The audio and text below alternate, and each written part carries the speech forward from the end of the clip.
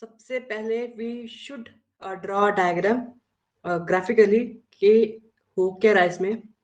So this is the plotting of graph. तो इसमें क्या है कि so what is meant by step up potential. Step up means हम जा रहे हैं इधर की ओर, टुवर्ड्स माय राइट और लेफ्ट. टुवर्ड्स राइट, अगर हम टुवर्ड्स राइट जाएंगे तो यहाँ तो पोटेंशियल जो है वो है zero.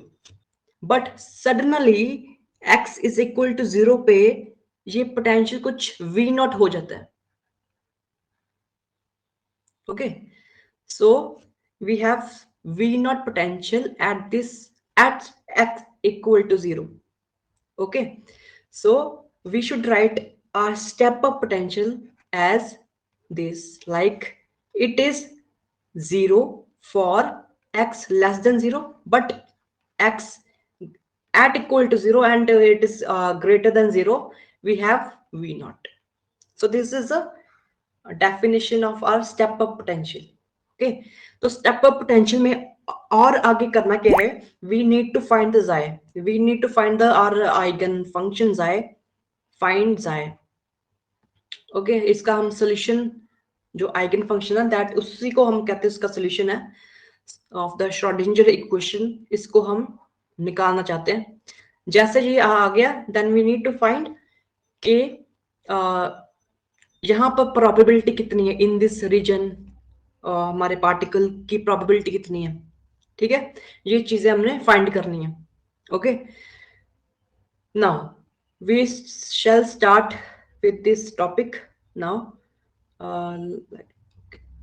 Let me just now for e, so now for e greater than v naught हम ढूंढेंगे इसको. अभी यही केस लेते हैं अभी. so if e is greater than v naught then my xi in the this region, I'm talking about this region where v is 0. Okay, so I'm talking about the first region. In the first region what is xi. Okay, so I have to, for to calculate xi I have to solve the Schrodinger equation. So what would be my Schrodinger equation? It would be minus h cut square by 2m del 2 xi by del x square plus that is what is I call this is 2, this is 0 of 0 क्यों आया, क्योंकि ये term होती है हमारे potential की plus v of xi. v जो कि पोटेंशियल है that is 0, so this is I can write 0 directly, so it is e of xi. तो इसको ऐसे भी लिख सकते हैं del 2 xi by del x square to solve this equation 2me by minus h cut square xi. so we know कि हमारा e भी कांस्टेंट है, m भी कांस्टेंट है, 2 भी कांस्टेंट है, h कट स्क्वायर भी कांस्टेंट है. So this whole term is constant. इसको मैंने नाम दे दिया k square and this should be constant and also it should be positive as well. Positive भी होने चाहिए. ओके, तो जहां से हम e को पॉजिटिव ही मान रहे हैं. ठीक है, एक क्यों, क्योंकि जहां पर 0 तो है हमारा पोटेंशियल. ओके, अगर e को बड़ा होना है, if it has to be greater than v naught then e must be positive. 0 से बड़ा मतलब पॉजिटिव होना चाहिए. तो e भी कांस्टेंट जो कि पॉजिटिव भी है, तो k स्क्वायर भी पॉजिटिव होना चाहिए. So this is positive, k square is positive which is nothing but 2me. We have let this. Okay, so we can write, यहां पर लिख सकते हैं del 2 xi by del x square is equal to minus of k of xi. ओके, तो इसको हम solve करेंगे. अच्छा, जहां पर मैंने ये डाला है डेल बाय डेल, आप टोटल भी लिख सकते हो d by d. okay, so better to write d by d. so this is minus k square and we will get the solution as xi of x is equal to a e minus kx. in fact it is k1x. let's suppose in the first region I am writing k to be k1. We have solved our solution in the first region, that is this a e I k x k1x plus b e minus k1x. now I want to find in the second region, that is where potential is v naught. तो वहां पर अगर मैं उसको अगर same equation लगाऊं, Schrodinger equation, we will get this CIK2x plus DE minus K2x like this, just constant he change हुए हैं। और जहां पर K2 मेरा क्या होगा 2m E minus V naught over H cut square. Okay और यहां मैं केस ले रहा हूं क्योंकि दो केसेस बन सकते हैं। First case is E is greater than V not and second case is E is less than V not. तो हम आज इस लेक्चर में E is greater than V not का ही लेंगे, ठीक है केस। तो this is positive quantity, okay this K2 square actually, okay so K2 square is this. तो ये ऐसे क्यों माना, तो उसका मैं जल्दी जल्दी लिखता हूँ कि हमारी जो श्रोडिंगर इक्वेशन ऐसे आई थी, ओके और यहाँ पर v होता है प्लस v और मैं उसको राइट हैंड साइड लेकर आ गया। That is I will get first of all this 2me by h cut square और उसको भी इधर लेकर आ गया v और ये जाया भी होगा एंड यहाँ पर माइनस भी आएगा। ओके सो अगर मैं कॉमन लूं जहां से 2me by h cut square I will get, यहाँ पर e नहीं आएगा, e minus v not and जाए। That's why we will get here k कितना आ जाएगा मेरा इतना। ओके तो ये दो सॉल्यूशंस मुझे मिल गए Xi1 and Xi2 in the different regions. Okay तो अब इन दोनों को देखते हैं, दोनों सॉल्यूशंस में क्या है कि Xi1 x, ओके ठीक है, जो EIK1x है, अगली स्लाइड में EIK1x है और E माइनस K1x है। इसका मतलब है हमारी जो वेव है that is travelling towards right and E minus K1x है that is travelling towards left. Okay तो इसको हम इस अब सिनेरियो को समझते हैं पूरा। ओके तो हमारा सिनेरियो है कि एक वेव आ रही है, वेव किसकी, मैटर वेव की। ओके ठीक है अब जब वो एंटर करेगी इस वी नॉट पोटेंशियल रीजन में के अंदर, तो ये पॉसिबिलिटी होती है कि वो कुछ अमाउंट वेव का रिफ्लेक्ट भी हो जाए। So that's why in the first region we have these solutions a e I k1x, that means wave is traveling towards right। okay दिख रहा है हमें कि इधर की ओर जा रही है and our second solution was this ik1x, this means our wave is now traveling towards left। Okay क्योंकि कुछ हिस्सा रिफ्लेक्टेड भी होगा। ओके तो ये दोनों सॉल्यूशंस, दोनों जो पार्ट्स हैं इस सॉल्यूशन के are valid. Now talking about Xi2 जो सेकंड रीजन का सॉल्यूशन है, उसमें हमारे पास दो क्वांटिटीज है CIK2x plus DE same ditto. But इसमें प्रॉब्लम क्या है कि अब हम रीजन 2 में हैं, तो रीजन 2 में जो वेव एक बार चले गई अंदर वो मुड़कर वापस नहीं आएगी। ऐसा कोई कारण नहीं बनता कि सेकंड रीजन में वो मुड़कर वापस आ जाए, वो रिफ्लेक्ट हो जाए सेकंड रीजन में, क्योंकि सेकंड रीजन में वेव रिफ्लेक्ट नहीं हो सकती। तो ये पार्ट है उसका वेव का दैट वुड बी जीरो। ठीक है ओनली वेव जो राइट की ओर जा रही है in the second region that remains in a solution. तो अब जो फाइनल सॉल्यूशन है मेरा वो है AEIK1x plus BEI minus K1x, and now second solution would be Xi2 of x, that is CEIK2 of x, and this is the complete solution। Complete नहीं कहूंगा अभी क्योंकि हमने ए बी निकालना है। ओके अब देखो दो हमारे पास इक्वेशंस है। ओके दो इक्वेशंस है बट वेरिएबल्स जो अननोन है दैट आर 3। सो ए और बी निकालना या सी निकालना that would not be possible. उसके लिए हमें एक और बाउंड्री कंडीशंस चाहिए थे। अब हम देखते हैं कि अब हम इस जो मेरा ये प्रॉब्लम है ना, जो वेव आ रही है, रिफ्लेक्ट हो रही है, इंसिडेंट हो रही है, अब हम निकालना चाहते हैं what amount of wave is getting reflected, what amount of incident ray is getting transmitted, कौन आगे जा रही है, कौन पीछे रिफ्लेक्ट हो रही है। तो उसके लिए हमें रेशियोस चाहिए। अब जो मैंने सॉल्यूशंस लिखे हैं, अब इनका interpretation is very very important. इसको अब हम वेव की तरह ही देखेंगे, पूरी वेव की तरह देखेंगे। तो वेव में होता क्या है कि इसमें जो ए है that can be called as amplitude. ठीक है तो जो राइट की तरफ जा रही है, जो कि जिसकी टर्म में ई प्लस आई के वन एक्स है, दैट मीन्स वो वेव एक तो राइट की ओर जा रही है एंड उसका amplitude is A, and this is called as incident ray, incident wave. तो incident wave is nothing but A E I K one of x. Okay, तो मैं क्या करूं, इस प्रॉब्लम को ऐसे देख रहा हूं। Okay, so reflected wave and this is b e I minus k1 of x, and now my transmitted wave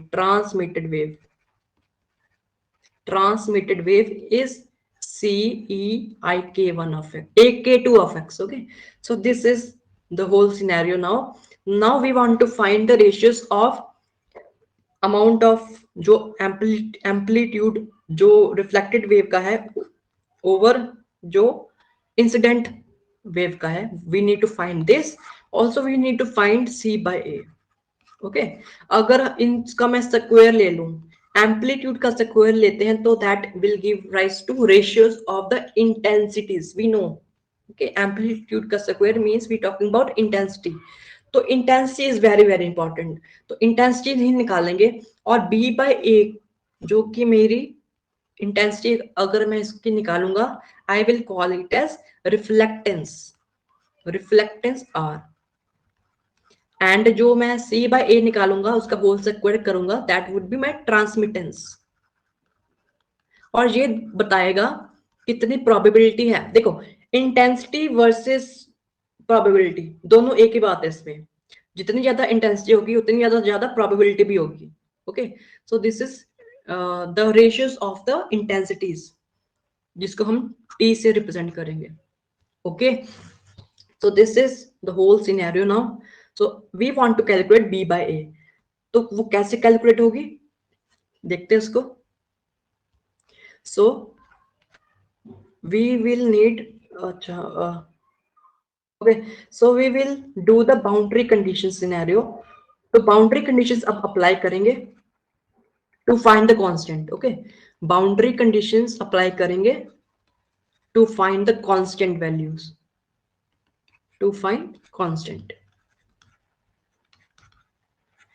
मतलब कांस्टेंट की रेशियोज निकालेंगे। Okay, B by A. So first boundary conditions को यूज करेंगे, दैट इज, पहली boundary conditions को पहले समझना चाहिए।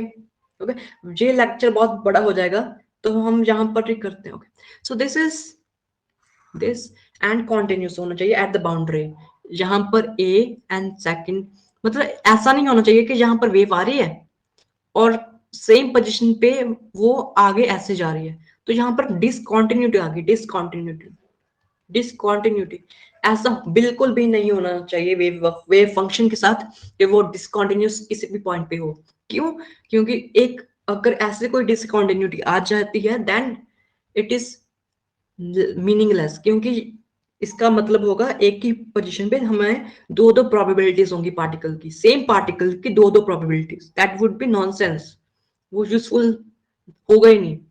सो that means our wave function should be continuous. तो कॉन्टिन्यूस का मतलब क्या है कि just before, just in the first region, जो उसकी जस्ट एंडिंग जहां पर हम करें, फर्स्ट रीजन जहां जस्ट एंड हो रहा है, वहां पर कहां पर एंड हो रहा है, x इज इक्वल टू 0 पे एंड हो रहा है। So we want to calculate at x equal to 0, and this must be equal to xi of 2 जो कि सेकंड रीजन में है, और वो उसकी भी बाउंड्री कहां से शुरू हो रही है, x at x is equal to 0। मतलब सेम पोजीशन पे जो अलग अलग xi जो हमने अलग अलग रीजन में निकाले थे, that should be same to make it continuous. That means I should write now xi1 of x as a e I k1 of, now I can put the value of x which is 0, and b e minus k1 of 0, this is c e I k2 of 0, this is in the first region, this is in the second region. Okay, ये कहां से आया, xi1 से। ये कहां से आया, c I k2 of 0 xi2 से। then I will get a plus b is equal to c.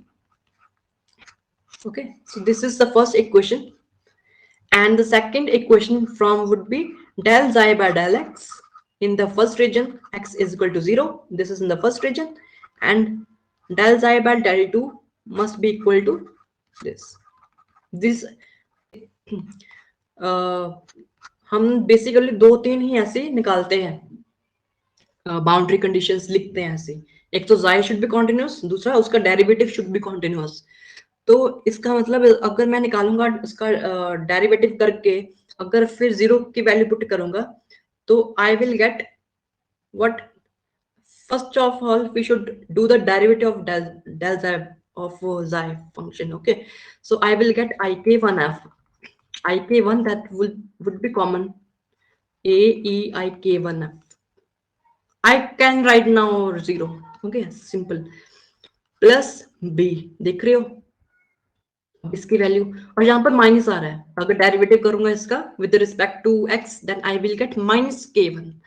So this is minus of k1. सो जहां पर माइनस आ जाएगा, क्योंकि आई k1 फिर आएगा, मैंने पहले कॉमन निकाला है इसको, so I will get minus of I k1 of 0, and this should be equal to derivative on the second hand side, that is इसका derivative e, and this will be I k2 पीछे आएगा minus I k1 0, ik2 of 0. Okay, so that's why I will get this equation ik1, क्योंकि जो 1 1 हो जाएगा, जो e है that is, यहाँ पर b भी आएगा ना, that is b, this is ik2, तो I will be cancelled, then I will get k2 d. तो ये मेरी सेकंड इक्वेशन बन गई. ओके, तो मेरी पहली इक्वेशन क्या बन गई थी, a plus B is equal to C, जहां पर सी था, सॉरी जहां पर सी आएगा नॉट डी. ओके, सो जहां पर सी आएगा डी की जगह, and second was what is A minus B, C यहां पर, और जो k2 by k1 आएगा. Okay, k2 by k1, and if I just add these two equations simply, I will get 2a is equal to c k1 plus k2 plus 1, and I will get this equation as a by c is nothing but as c, c तो यहाँ पर चल गया, so this is k1 plus k2 by k2, और ये 2 यहाँ पर आ जाएगा. ठीक है, then it is better to call c by a, because हमने c by a ही निकालना था, that is 2 kt by k1 plus k2. okay, similarly if we solve b by a, वो simply आ जाएगा if in but just by putting in any of these two equations, I will get k1 minus k2 over k1 plus k2. अब मैं इसका square करूंगा तो मेरे पास आ जाएगा r, क्योंकि b by a का whole square is reflectance r, so this is k1 minus k2 by k2 by k का whole square, and t, this is t. अब देखो r और t में एक रिलेशन है, देखो, और अब t के लिए हम इसको स्क्वायर नहीं करेंगे. ठीक है, तो इसका रीजन है, अब अगर इलेक्ट्रोडायनामिक्स पढ़ा है उसमें सेम हम सिचुएशन पढ़ते हैं, अगर r निकाल लिया then we can find t as 1 minus r. Okay, तो ये रिलेशन जो इलेक्ट्रोडायनामिक्स में हम पढ़ते हैं in the waves, electromagnetic waves, तो उसका रिलेशन मैं यहाँ पर अप्लाई करूंगा, and it will give me 1 minus r, that is 4k1 k2 over k1 plus k2. अगर तुम्हें पता है कि इसका स्क्वायर करके ट्रांसमिटेंस क्यों नहीं निकालते, ठीक है, वो कमेंट्स में बता सकते हो तुम. ओके, आई डोंट नो कि स्क्वायर भी करके भी टी निकल सकता है, बट उसका रिजल्ट कुछ और आता है वैसे. ओके, सो यहाँ पर ना k1 प्लस k2 का होल स्क्वायर, बस ऊपर नहीं स्क्वायर, नीचे स्क्वायर आएगा बस. Okay, so this is all about, and अगले लेक्चर में हम देखेंगे इफ e इज लेस. अच्छा, मीनिंग क्या हुआ इसका, इसका मीनिंग यही हुआ, if I just rub that whole, so now what we did that, हमने r निकाल लिया. ठीक है, r अगर इसको मैं अगर परसेंटेज में कैलकुलेट कर दूं, t को भी परसेंटेज में कैलकुलेट कर दूं, तो जितना परसेंटेज आएगी, फॉर एग्जांपल इसमें अगर e now is greater than v not, तो इसमें रिफ्लेक्शन जो अमाउंट होगा वेव का वो कम होगा, दैट इज 30%. ठीक है, इससे भी कम हो सकता है, बट t ट्रांसमिटेंस काफी ज्यादा होगी as compare to reflected one, that would be 70%. Okay, वैसे ज्यादा हो गया. So if we want to now want this term, मतलब ये क्या है, this are probability densities. Probability देखनी पड़ेगी अब, ठीक है, कि कैसी वेव हमें शो हो रही हो, ठीक है।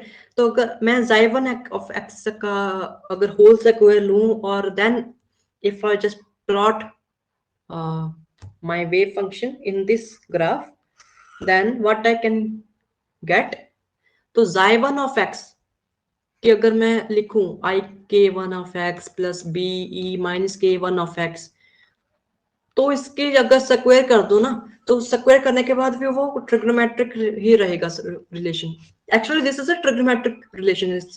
इन दोनों को हम साइन एंड कोसाइन में कन्वर्ट कर सकते हैं, ठीक है।